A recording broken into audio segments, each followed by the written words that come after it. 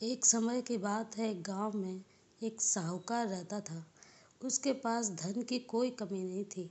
उसने अपने मुंशी को एक आदेश दे रखा था, कोई भी कर्ज मांगने आए उसे कभी मना मत करना। बस उसे एक ही सवाल पूछना, इस जन्म में चुकाओगे या अगले जन्म में। मुंशी वही करता।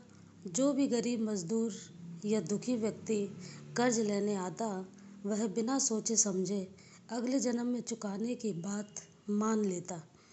मुंशी सब कुछ साहूकार के खाते में लिख देता। धीरे धीरे साहूकार का जाल गहराता चला गया।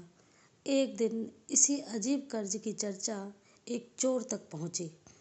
वह बहुत शातिर था। उसने सोचा, अगर अगले जन्म की बात है तो इस जन्म में तो मुझे कोई डर नहीं है। कर्जा तो मिल ही जाएगा और मौका मिलते ही मैं इसकी तिजोरी भी साफ कर दूंगा।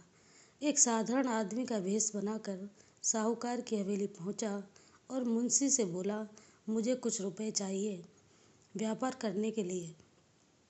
मुंशी वही सवाल पूछता, इस जन्म में चुकाओगे या अगले जन्म में। चोर मुस्कुराया और बोला, पूरी कोशिश करूंगा इस जन्म में चुकाने की, लेकिन फिर भी लिख दो अगले जन्म में चुकाऊंगा।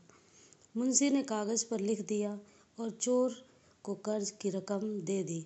बाहर निकलते ही चोर मन ही मन योजना बनाने लगा, आज रात उसी तिजोरी से सारा पैसा निकाल लूंगा जहां से यह रकम निकाली है।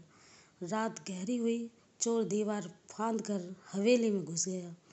पहला दरवाजा पार करते ही उसके सामने एक बहुत बड़ा खुला मैदान था। वहां गाय, भैंस, बकरियां, मुर्गियां और दूसरे जानवर बंधे हुए थे। चोर आगे बढ़ ही रहा था कि उसे धीमी धीमी बातें सुनाई दी। मुर्गियां आपस में फुसफुसा रही थी। एक मुर्गी दर्द से बोली, मेरे और मेरे बच्चों के न जाने कितने अंडे सेठ ने बेच लिए। जबरदस्ती इंजेक्शन लगवा लगवा कर अंडे पैदा करवाता है। पूरा शरीर दर्द करता है। पता नहीं यह कर्ज कब चुकेगा। इसका कर्ज पूरा नहीं हो रहा। काश मैं पिछले जन्म में इससे कर्ज न लेती। दूसरी मुर्गी बोली, बहन मैं भी इसी बात से परेशान हूँ।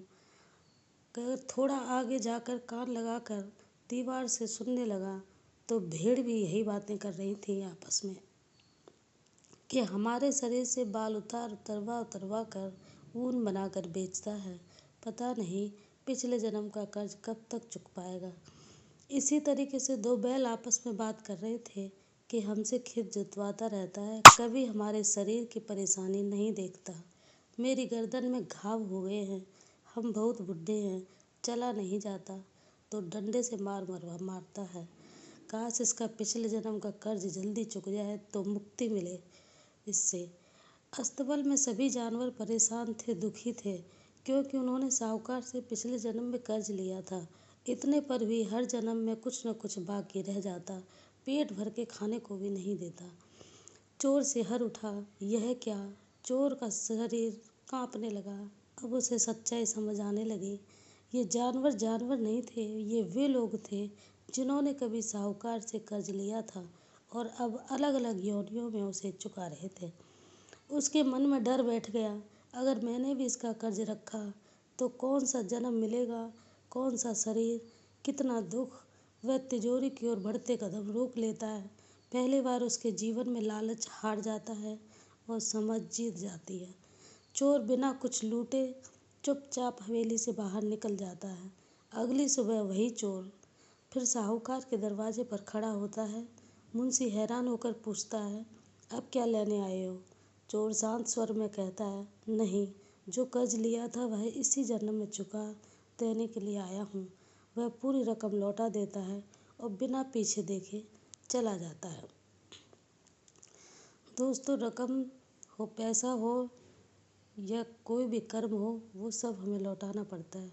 चाहे कोई हमारे साथ बुरा करे या अच्छा करे, हमें सब वो सूद सहित वापस करना पड़ता है।